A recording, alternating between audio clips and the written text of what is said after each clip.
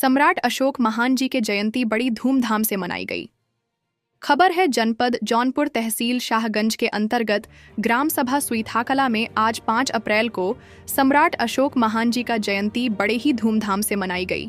हम आपको बताते चलें कि सभी ग्रामवासियों ने मिलकर सम्राट अशोक महान जी की प्रतिमा पर पुष्प अर्पित एवं माल्यार्पण कर बड़े ही धूमधाम से जयंती मनाई।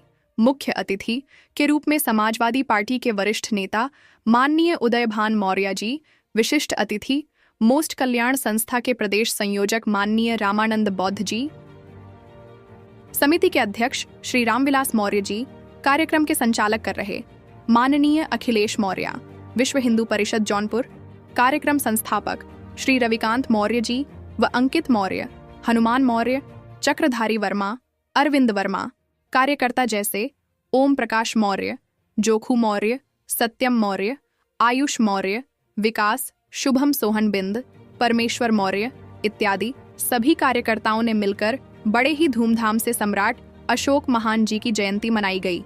आइए दिखाते हैं वीडियो के माध्यम से क्या कुछ कहे उपस्थित महानुभाव ने। 232 ईसा पूर्व तक इनकी जो पूरा शासन व्यवस्था, कार्य प्रणाली, जन्म से अंत तक की पूरी हिस्ट्री है।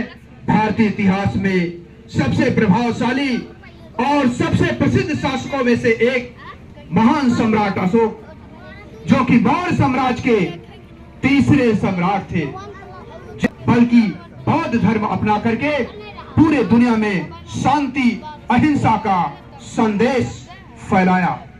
उनके प्रारंभिक जीवन की बात करें तो अशोक का जन्म, जैसा कि इतिहासकारों की माने तो 304 ईसा पूर्व में मौर्य सम्राट बिंदुसार और उनकी पत्नी उनका नाम धर्मा भी था के पुत्र के रूप में हुआ था। उनके दादा चंद्रगुप्त मौर्य ने मौर्य साम्राज्य की स्थापना की। चक्रवर्ती जुड़ा है पहले, चक्रवर्ती सम्राट अशोक।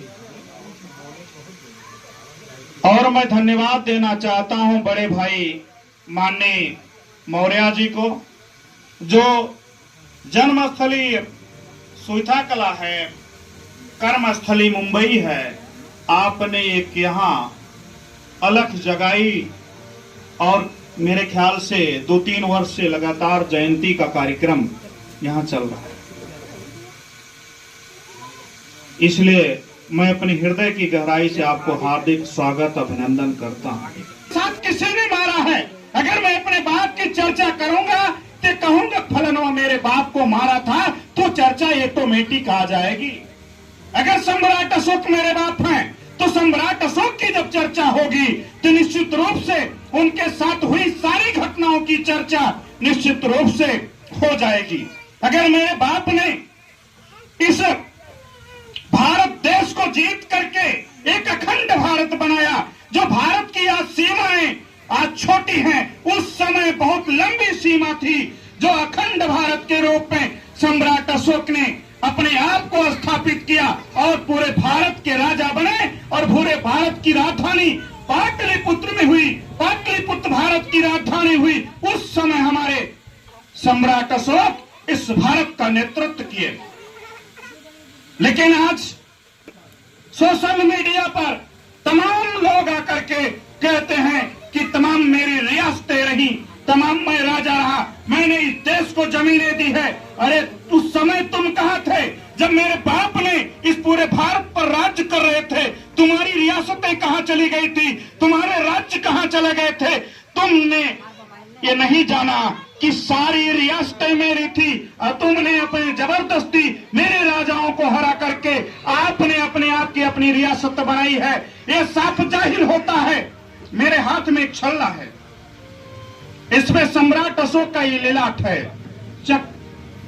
इसमें जो भारत की नोटों पर मिलता है, भारत के तमाम कार्यालयों में मिलता है, तमाम भारत के सरकारी संस्थानों में मिलता है। इससे यह साबित होता है ये कोई आसान चक्र नहीं है, आसान लीलाट, आसान पहचान नहीं है। ये भारत का निशान है और आज भी ये अगर नहीं मिटा है तो अगर ये सम्राट अशोक के जमाने में था, सम्राट अशोक के जमाने में भी अगर यह था तो निश्चित रूप से वो मेरी व्यवस्था है और उसको किसी ने मिटा नहीं पाया। मुख्य अतिथि महोदय ने बहुत अच्छा विषय रखा। हम लोगों के अंदर जो एक शिक्षा जगत के बारे में या राजनीति के बारे में या राजनीति से हम आगे जा सकते हैं या शैक्षिकता को हम हासिल करें तब किसी अच्छी गति को अच्छे मुकाम को हासिल कर सकते हैं। इस माध्यम से जो आपने हम लोगों को जागरूक किया है, इस बात के लिए बहुत बहुत धन्यवाद आपको। इसी कड़ी में एक छोटा सा बच्चा है, हम लोगों को भतीजा लगता है, आयुष मौर्य, 2 मिनट अब कुछ अपने विषय को रखना चाहता है। मैं अपने साम्राज्य के बारे में कुछ 2 लाइनें बोलना चाहता हूं। अगर कोई त्रुटि हो तो कृपया क्षमा करें। सती इतिहास के महान शासकों तथा योद्धाओं में को लोगों तक पहुंचाने के लिए काफी प्रयास किया। उन्होंने अपनी प्रजा के बहुत चहेते थे, क्योंकि वे अपने प्रजा की बहुत सहायता करते थे। प्रजा के वे बहुत चहेते शासक थे। भारत एक राष्ट्रीय चिन्ह में दिखाई देता है।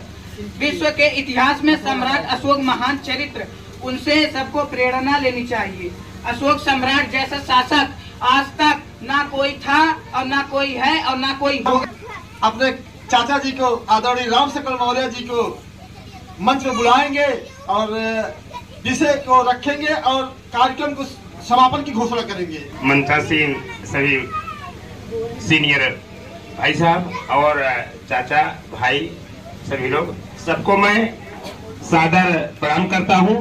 और जितनी देर से मैं सबको सुन रहा था, मेरे मन में एक जिज्ञासा उत्पन्न हुई और मैं कहना चाहता हूं, यह इस समाज को उस चीज की आवश्यकता है।